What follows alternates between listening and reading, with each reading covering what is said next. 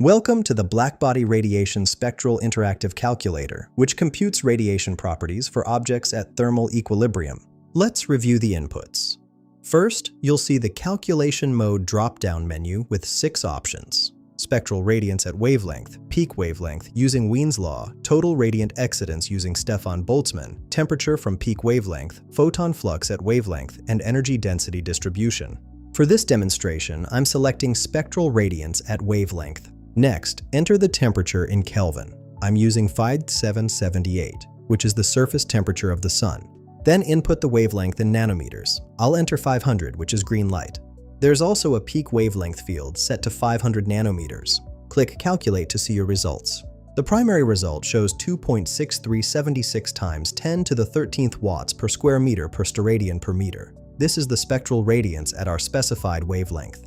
The secondary result indicates the peak occurs at 501.5 nanometers. Additional info displays the total excitance of 6.320 times 10 to the 7th watts per square meter.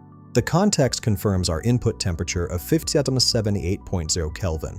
This tool streamlines blackbody radiation calculations for thermal design and optical engineering applications. Find the link in the description below.